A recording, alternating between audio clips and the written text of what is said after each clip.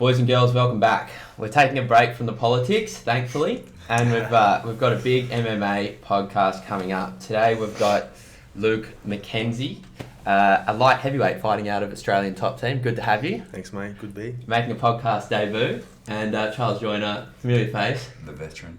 Out of Evolution Gym, Rouse Hill. That's where you can find him as a manager. Yeah, coach. And a coach, yeah. But Luke, you got a 5-1 record, and 28th of June was your last win against Rick Judd for the Urban Fight Night Light Heavyweight Championship. Mm-hmm. You're about to make your professional debut in the next few months. Why don't you talk about your kind of experience in the amateurs and what you're hoping to take into the professionals? Because I can imagine it's a bit of a transition. Yeah, it is a little bit. Like, you sort of just have to be a bit smarter about how you train, especially with working and stuff as well. Yeah, what do you work as? Air conditioning. I'm an apprentice air conditioning. What do you install air conditioning? Yeah, air cons, so service, install, all that sort of stuff. Yeah, and how does your training fit in around? Oh, hard. It's big days. Like, wake up, train in the morning, go to work, train in the afternoon as well. Like, it's non-stop. Yeah. It's a slog.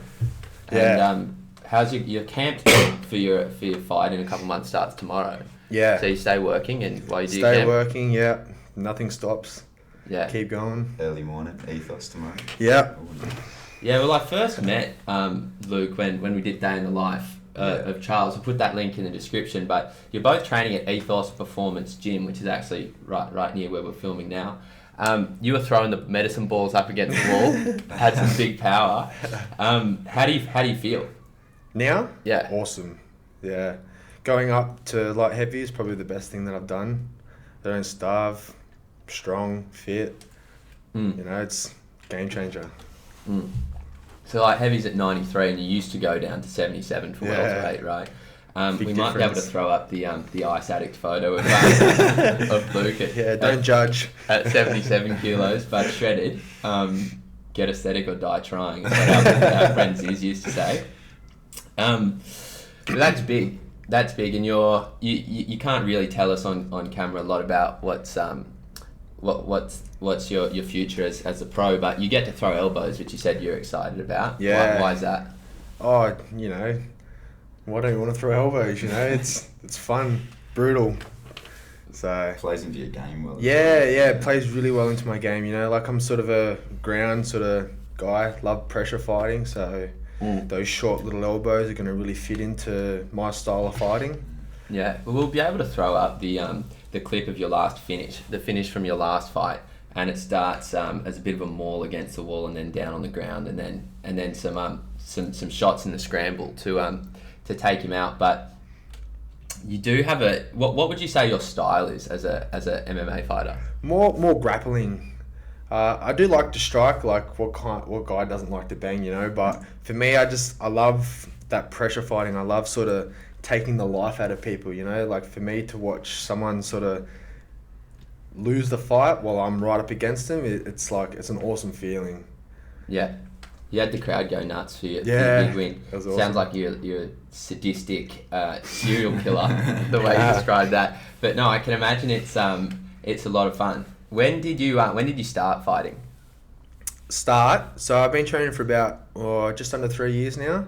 Always had like an interest in fighting. Like you always watch boxing and stuff like that. But one of my good mates, Corbin, he actually is an MMA fighter as well, and he moved from Grafton, where I'm from, up to Brisbane, where I was living at the time, to better his game. And he used to come home and show me all these new moves at training, and I'm like, man, I've got to give it a go. Is that at footy training? No, he's MMA training. So I was like, I've just got to give this a go, and went to training, and man, just fell in love with it, eh? Yeah, it's crazy. Yeah, because you used to play rugby, and now you're doing MMA. Yeah. Did you feel like rugby helped you at all? Yeah, definitely. Like, I feel like the physical aspect of football like really helped, and you know, like the aggression you need to play with and stuff like that. So it transitioned well. But there was like a few little things like tackling, putting your head on the outside that I had to like fix up because I kept getting choked out with guillotines and stuff. But you know, like little things like that, you just got to adjust. But you know, Because you're a pretty big, strong guy, and it would have been interesting. Did you ever go into in a jiu-jitsu gym and just find like a lot of the smaller, weaker guys would just be able to have their way with you when you started? When I first started, yeah, everyone like was tapping me out because I had no idea what to do. Yeah. So I was just trying to like manhandle guys and throw them around, but technique beats strength any day. So all these little guys were arm barring me, triangle me, and I was like, oh, come on, I just want to get good at it. But, you just got to trust the process, and eventually I started, getting better and better. So yeah, and how's it going now? Oh, awesome, man. Yeah. Yeah, okay. Beautiful. Now, I want to bring in our big, the resident skyscraper, Charles Joyner. It's good to have you on again. You had your last fight was 24th of August, defended Australian super light heavyweight K1 belt against Isaac Papali. Second round TKO finish. We'll try and throw in the footage here. Yeah. How did you feel about the fight and the finish? No, I felt really good for this one. I felt it was a bit of time in between from the last one. I felt like too long. Yeah, a bit too long. But I broke my toe in between, so I had that 6 weeks to recover there. And then it was just trying to find like a good opponent. So I think from the last one, the promoter really wanted us to come back again because the crowd was just, and the support was really good. So they were keen to get us in, and we said the rule for the Australian title is that they wanted us to fight someone from interstate. So we just said, just find us someone from Queensland. They came back with this name, Isaac Papali, had the same amount of fights as me, record 6-2. We were told by the promoter. I tried to look him up on social media. There wasn't much to see, so I just thought, we'll just take the fight. But it was a really good camp. I was getting in really good sparring. I just feel like I'm really perfecting what works for me, with my training, getting my naps and my rest in between, my diet, all that sort of stuff. And just the fight, I felt super relaxed. It was just out the back. It just felt, I don't know, I felt like I was in the right place. And then when I walked out to Horses by Daryl Braithwaite. Classic. That was a late call off as well because I had a different song, but the USB didn't work. Oh, really? Yeah, and then they said, oh, we'll see if we got it on the system. And they didn't have it on the system. So being Tookly, I thought, what's the song they'll definitely have and that everyone will love? Yeah. And I thought, you can't go wrong with Horses. Yeah. And I sort of forgotten that I chose it, and then they started playing it, and as I'm walking out, the whole place is just singing it, and I was like, this is sick. This is good, yeah. But it was no, it was good. I could see when we faced off, I could see he was pretty nervous. I normally stay pretty composed, pretty poker face, and he was like. Do you try and feel him out a little bit in the stare down? Yeah, because that's what I always say. The stare down is where you can. I reckon you can win it there because if you're looking them in the eye and they look away, that, or they just do something weird. With this one, he didn't look away, but his mouth was just the whole time just sort of, I could just tell that. You can feel it. Yeah, you feel the energy. Yeah. And I remember I went back to my corner and one of the guys in my corner was like this guy's gonna come out and brawl. You could just see by the way he was standing, he's just gonna come out. So he just came out just swinging, which took me by surprise a bit at first. But then I composed myself, landed a solid left knee, and straight away I could see he backed up, and I could see a change in his face. I was like, oh no, I've got you now. This guy was he was pretty tough, at least in the clips of the clip of the actual finish goes for probably at least a minute because he gets up and he keeps going, and then he gets you land a nice knee to finish right on the belt, and the ref calls it. How did you? I guess you kind of trained for everything, but is that how you saw the fight going down? With me, I always it's no secret my game plan is going to be stay at range. You know what I mean? Why? I'm going to use my kicks. I'm going to use my range. Try and use my movement. So that's my game plan. So everyone's going to try and get in on me. So I've over time, and that's the same with sparring. Me and Luke have probably got, I don't know how many rounds we've got in over the years. A lot. But it's like that game. It's me trying to stay at range and Luke trying to get in, and we go back and forth. So I always have good sparring partners that are tough and a good level trying to get in on me.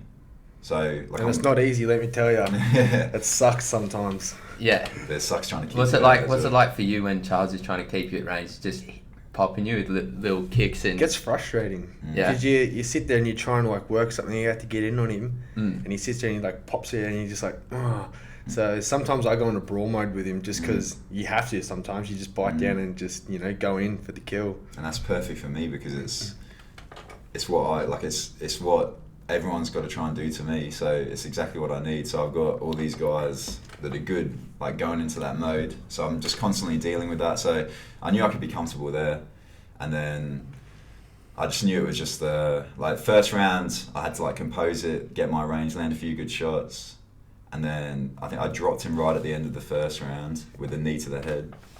And then second round, it was just started off just at range, just picking him off. And then when I saw my opportunity, I just like that minute clip I got at the end.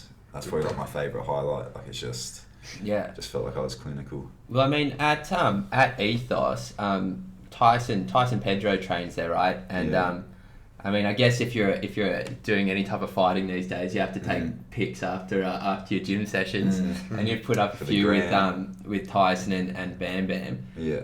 How's the have you done any sparring with those guys? Yeah. So I've been sparring with them. So that was good. Like the last few weeks leading in. So I was sparring with Tyson for a bit, and that's good because I was just getting. He's a big boy. Yeah, he's big and he's heavy, but he's also athletic and like skillful. So that was really good. Like really like good competitive rounds, but I was obviously like taking a beating as well, and which is like what you need because you need to be constantly challenging yourself. And then same with Ty. Ty's like a fair bit heavier, so like he doesn't fully like load up, but he's like another good sparring partner, like puts that pressure on me and tries to like, because once again like just the length, like you can't stay on the outside because that's my game. So everyone just trying to get in. But no, it's been good rounds. Just sparring with guys like that level as well. Australian top team has a few UFC guys. Yeah. Right? Yeah.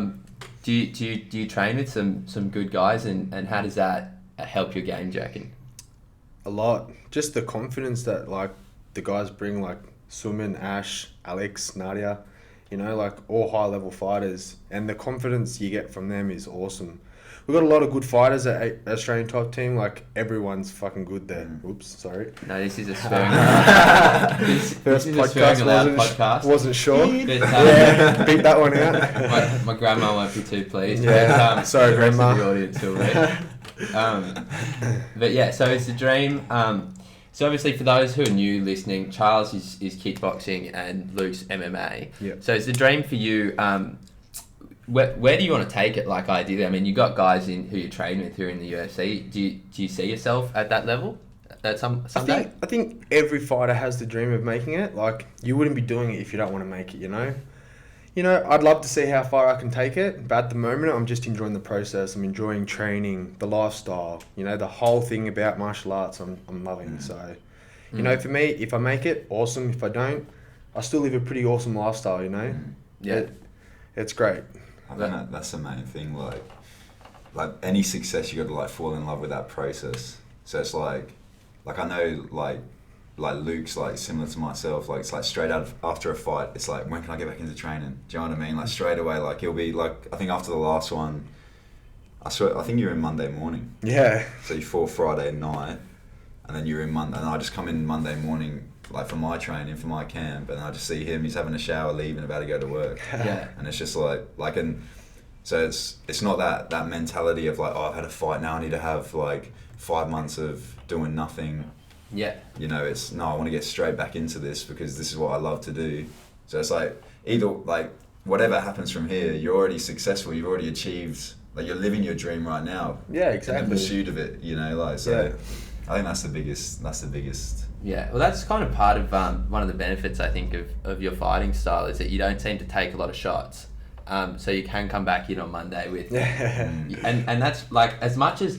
Like, I love watching the fights a lot, but it's it can be hard when you see a guy taking a lot of damage. Yeah. And there's part of me that I'm always hesitant a little bit about the brain damage, but I always love watching the fights. And is it something you guys worry about at all? Yeah, like I mean, yeah, like that, you try not to worry about it. Like it pops into your minds occasionally here and there, but it's I don't know. It's one of those things. Like you know the risks Yeah. involved in what you do, so Yeah. you can't let it play too much on your mind, or that's when you start getting hit. Yeah. Exactly. And you start taking that damage, So at the end of the day, it is it basically is what it is, You're always going to get hit regardless. Yeah. So you just take the good from the bad, I guess. And I think it's over time you weigh up whether it's worth it. Like is it worth taking the damage in the, like, you love the sport so much and you love all that it brings in the lifestyle, and then there are some risks involved, there are some negatives to it, but when the positives, like any other situation, when the positives outweigh a negative, you're going to stick at it. So, but yeah, it's a concern, but you just got to push it to the side like anything else. Exactly, and if you have big shots or in a fight you get dropped or concussed, you got to take that precaution of not sparring for a couple of weeks to get your health right again, So if you're smart about it, then, you should be pretty safe. Yeah, I think that's it. Yeah, being smart is the main thing. Like, I always think is like this is like I was reading Muhammad Ali's autobiography the other day, and I think like with Muhammad Ali, obviously he got Parkinson's and whatever, like, and it obviously really affects him later in life. But he was saying himself that like it wasn't like he didn't get Parkinson's because of boxing. Do you know what I mean? Like he said, like he was going to get Parkinson's no matter what. Like it's like a genetic predisposition to it. Do you know what I mean? Like if he'd been a baker, he would have got Parkinson's. And there's plenty of boxers that went on and lived sort of long lives. But it's like that one of the most famous fighters of all time, and so in the spotlight. And then you sort of see what he looked like after his career. So people use that as a sort of a yardstick as well. Yeah. Like I think yeah, if you're smart, you can. Yeah, well, I mean, you look at someone like Floyd Mayweather. He didn't take many shots at all. He's about as sharp as he ever was, I think. Yeah. I think 50 Cent's too ready to donate a meal to a charity if Floyd can read a page of Harry Potter. But no, I'm a big fan of Floyd. I like Floyd a lot. You got it. Yeah, you got to respect him. But so what's the future for you? So Luke's transitioning to the pros. Do you have any pro aspirations? Are you going to defend the K1 belt? What can you tell us? So I've defended the Australian. So I've defended the Australian title now. I think like the next step for me is I want to stay amateur for a couple more fights. Like I still feel like if I can get a couple more good fights, maybe some big fights. Good luck. I can build my stock as like a pro a bit more as well. Like have this backing of like he's won a South Pacific amateur title, maybe even like a world amateur title, and then you go into the pros and you've got like that backing. Do you know what I mean? It's like Luke right now. Got that good resume behind you, Like Luke's now, like he's going pro as the #1 amateur light heavyweight in the country.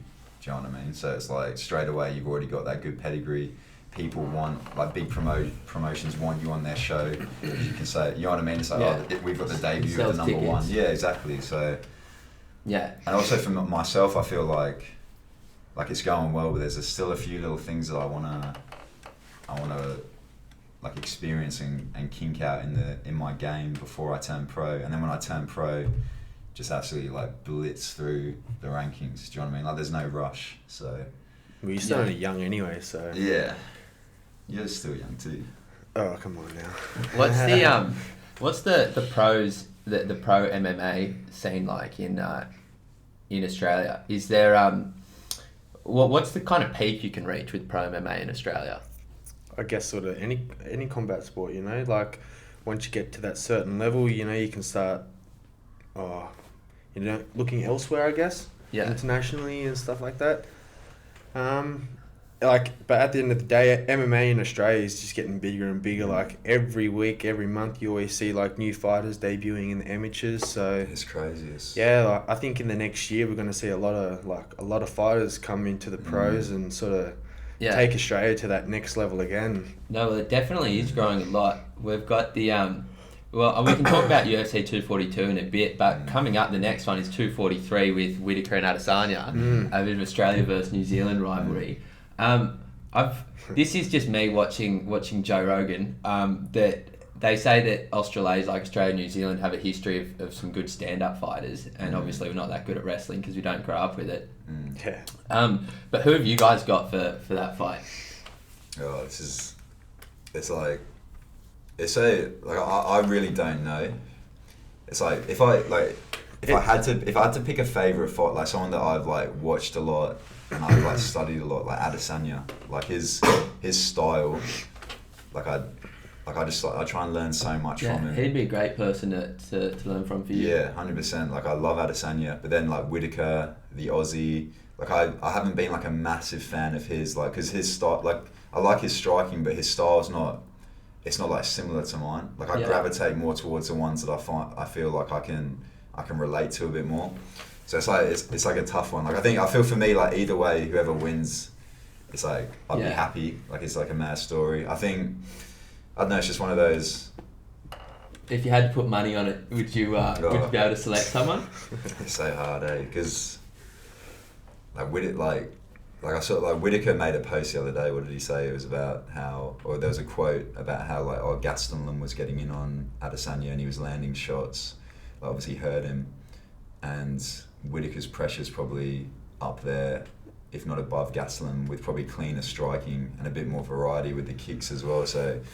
And the speed and power that Rob has as well. Yeah. I think it's going to be pretty hard. Super athletic. Yeah, it's for Adesanya to sort of adjust as well. But at the end of the day, like, they're not fighting for a world title for no reason, you know? Like, they're the two best in the world at the moment, so... Yeah. It's going to be an awesome fight. Either way, it's going to be exciting. Like, you can't... But, I think it's going to be crazy. But then I've said that before, I remember, like, with the... Like, Wonder Boy... Woodley second fight, I was so pumped for that. And Or when Ngannou and Derek Lewis. Everyone thought someone was gonna die. It's like 6 punches were thrown. I'm pretty sure I fell asleep during that fight. I didn't watch it. It's like they're on pause. Video game. But I kind of hope. I like Rob a lot. I also like how he's he didn't go to some like big famous gym. Like he just stayed with his coaches in Sydney and showed that like you can be at a, like Sydney's not even really famous for fighting. I think. I don't know. That's just me saying something. Oh, but, boxing probably, but MMA. I think with us, I've been saying it for a while, but I think, and it's sort of obviously you are going to be biased because.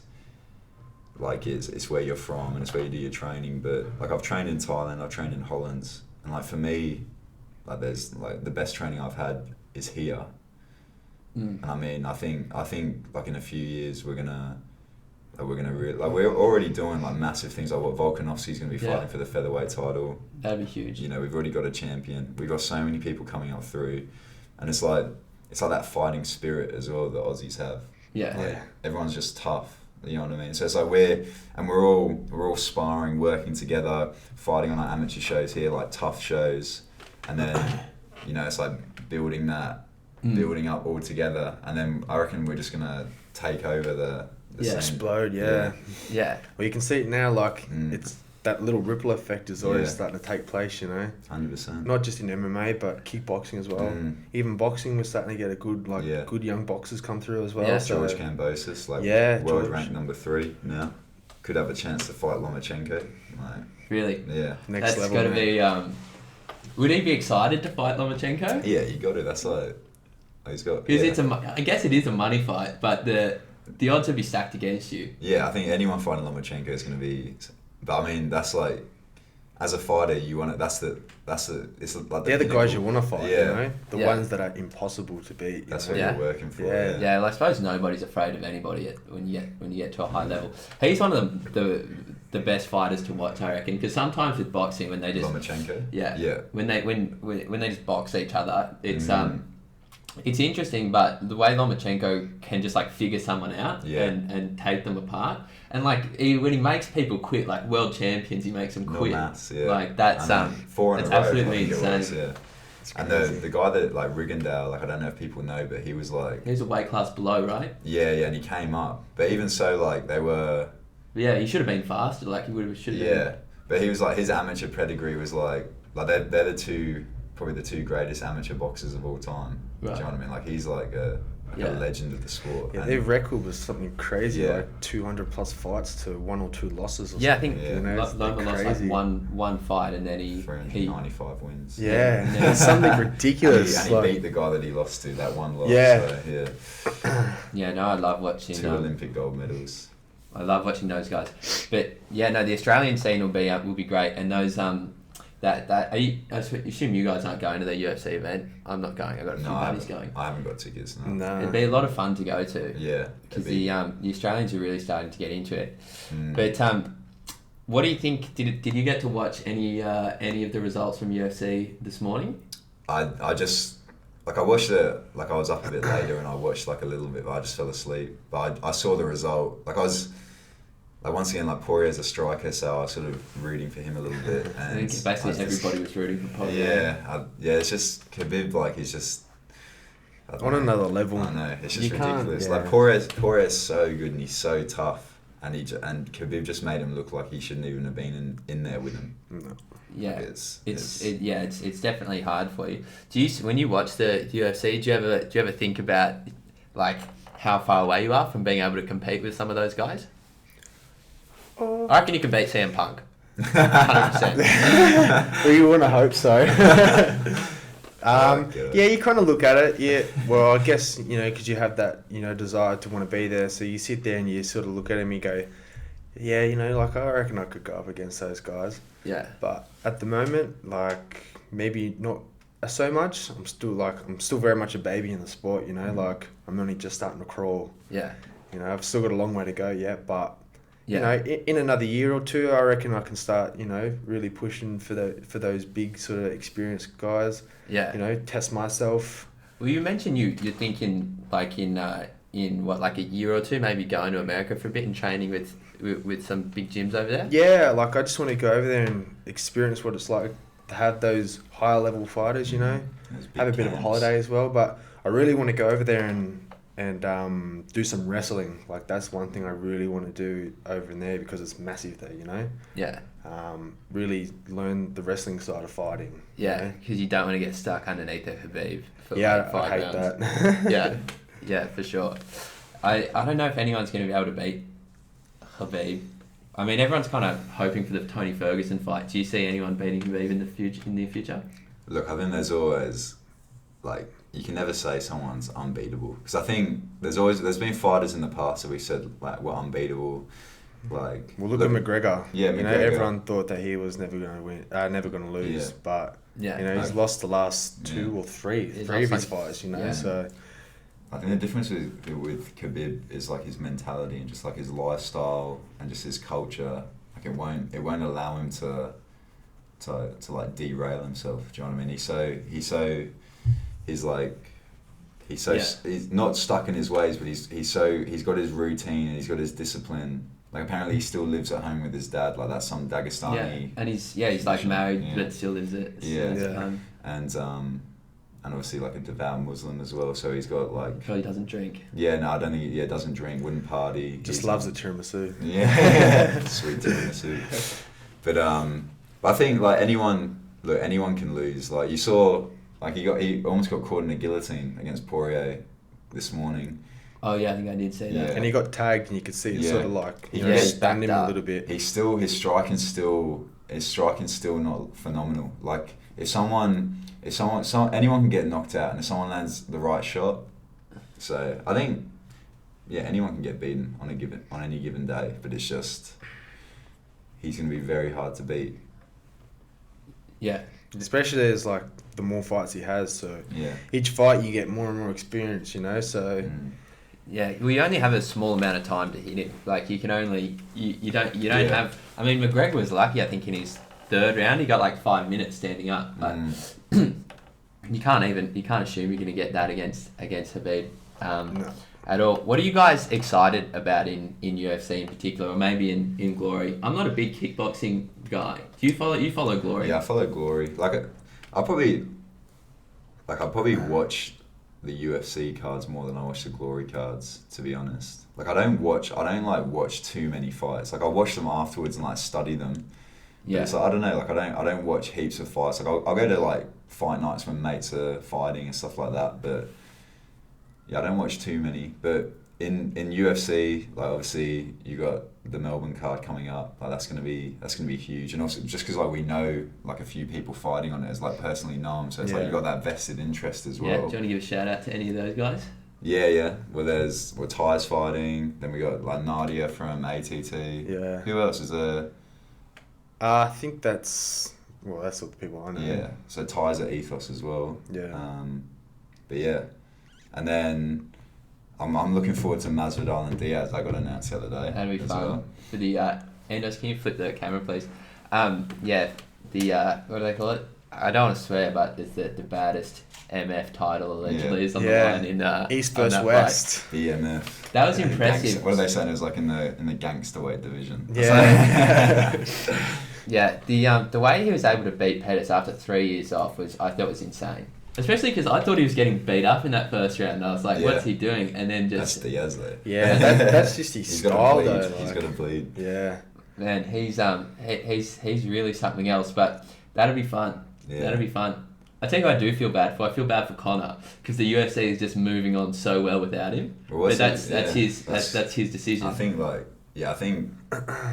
don't know. Yeah, you can't. It's like he's done his job. He can always come back, but it's like you can't base the whole company on one person as well. Like it's be a shocking business model. Yeah, you know? and Conor put out a tweet today saying like book my rematch for Moscow, and it's like he's just calling out everyone after they win. It's like it doesn't mean anything anymore. No. You sort of. I feel like when he comes back, he's gonna have to like earn to Yeah. get there, being like fight some people at the lower end of the rankings, like number 10s and 11s. Yeah, and fight stuff. like Pettis or something. Or winner of Masvidal. Yeah, could be fun.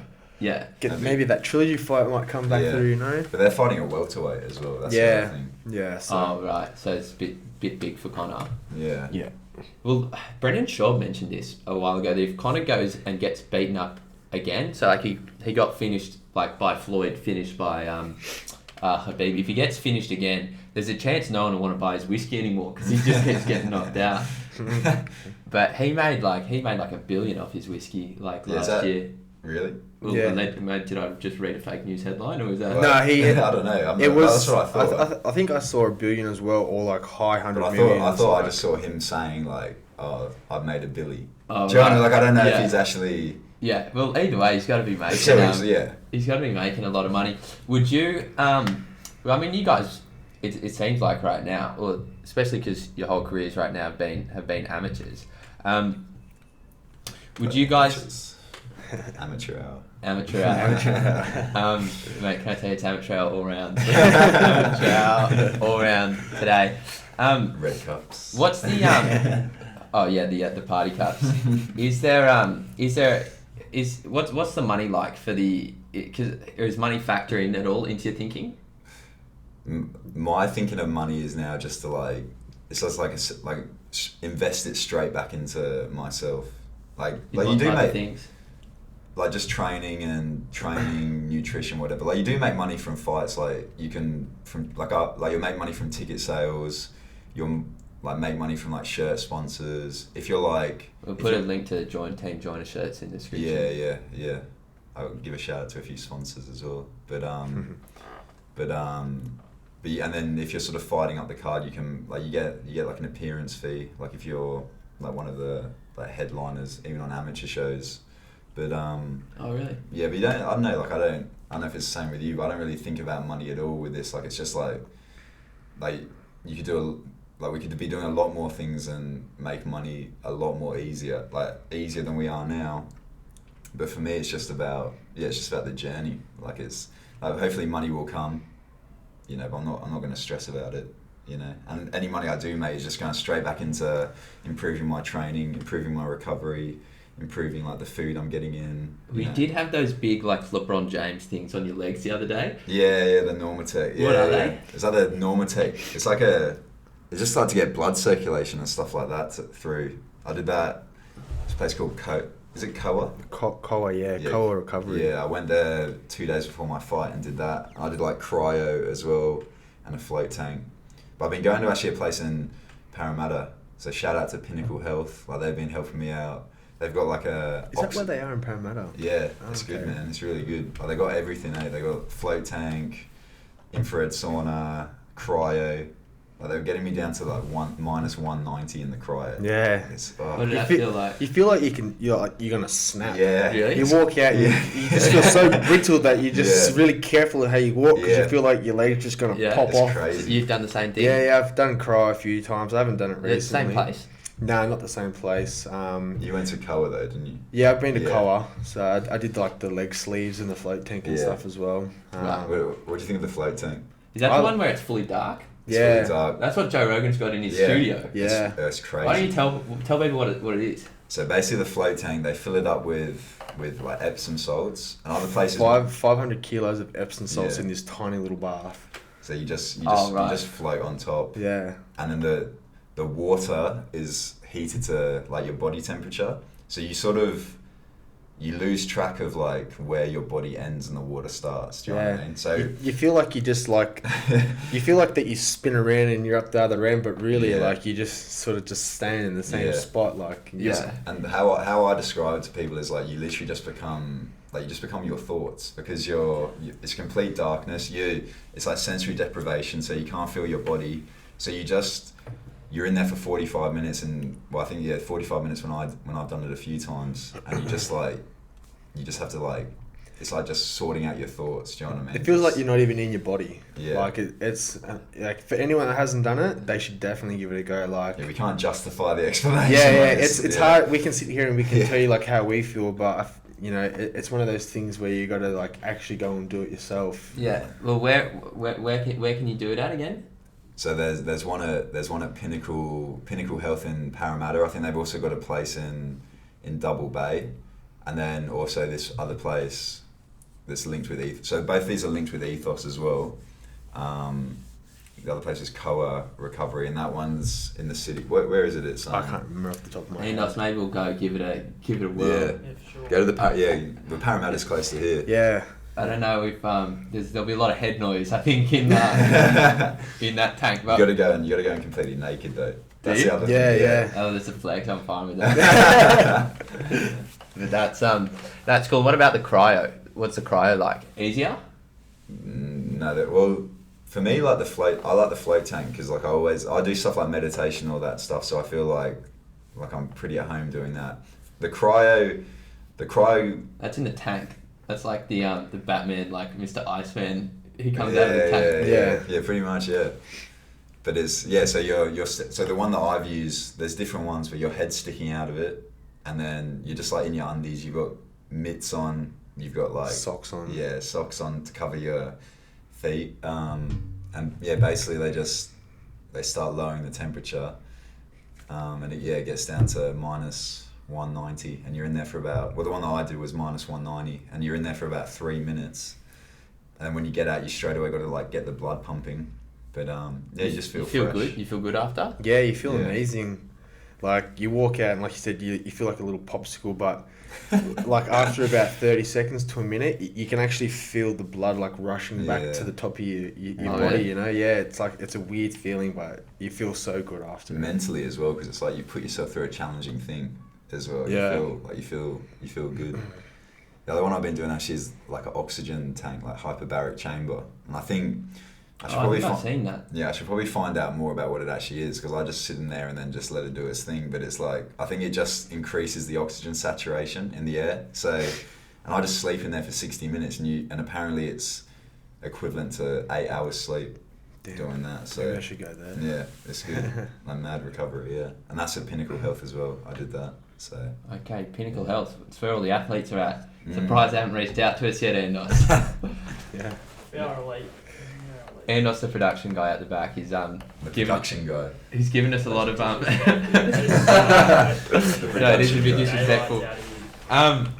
Okay, beautiful. Well, we got where can people find you, Luke, if they want to follow you and your on the weekend or during the week? Yeah, very different places. Oh, can I say I'm going to give a free shout out? There's this app that's actually I downloaded it like this week. It's called Beer With Me. Yeah. And what you do is you add your friends on it, and it's like instead of like organising drinks with people, right, you can just send a message out to your friends, and it's like Dougal is going to be drinking beers in 2 hours at this bar, and it's really? like all your friends get a notification on the phone, and so then people can like jump in or like not jump in, and that's that's maybe you can add Luke on beer with me at some stage. But what's your social medias? We'll put it in the description as well. So my Instagram's like _Mackenzie_ATT. Yeah. And I don't really have like a page for Facebook yet, so anyone wants to follow me, just follow me on Instagram. You might need to make one and do some trash talking. Yeah. I'm not sell much some of a tickets. trash talker, you know. Yeah, a bit more respectful. Yeah. And I'm sure there's some of our fans who know where you are, but we've got a lot of new fans as well. So for them, why don't you tell them where they can find you? So _Charles Joyner on Instagram. And then on Facebook it's Charles Joyner Combat Athlete. Yeah. Beautiful. Yeah. So Luke's got his camp starts tomorrow. He's got a fight coming up in a couple months. He'll be releasing some information soon about that. You're still considering your options, Charles, but hopefully, when are you thinking you might take a fight? I'm keeping my mind open. Like I want to get more experience this year, amateur, and so if something good comes along, I'll take it. But obviously, I want a challenging fight as well. I don't want to be like there's different people say, oh, just take whatever fight, but I don't want to be just fighting people that I know that I can beat. Do you know what I mean? I want to fight people I know it's going to be a challenge, because I think that's going to do personally for me. That's where I'm going to improve the most during camp. I'm going to get the most out of myself. Yeah, those big challenging fights really see where you are in terms of like how where you think you are at. You know what I mean? Yeah. So you might think that you're ready for that those big pro fights or those big amateur fights, but you take this fight and this guy beats the fuck out of you. Yeah. Now you might think, oh, maybe I'm not quite ready yet. So you go back and you sit and you think about what you need to work on to get better again. So definitely. And if you're fighting easy guys all the time, or people that you can probably beat, and the odds are in your favour, then you just get like a false sense of confidence and just a big head. Yeah, and you're doing it for the wrong reasons then. So yeah, something challenging, but yeah, not sure when the date will be. Probably November is probably most likely. All right. Well, that sounds good. When you guys can release your information, we'll share that around as well. But until then, we'll see you soon. Yeah. Some housekeeping we always like to finish with. We do. If you want to listen to more sports MMA stuff, you can check videos on our YouTube channel. Charles has been on there before. We also do a lot of political stuff, so you can check our YouTube channel, Facebook, Instagram for that. If you really especially like the content, you can check us out on Patreon. So we've got some merch dropping soon. There's a lot of big things coming, some big interviews. It's all happening behind the scenes. Can't wait to share it with you. And anyway, we'll see you next time.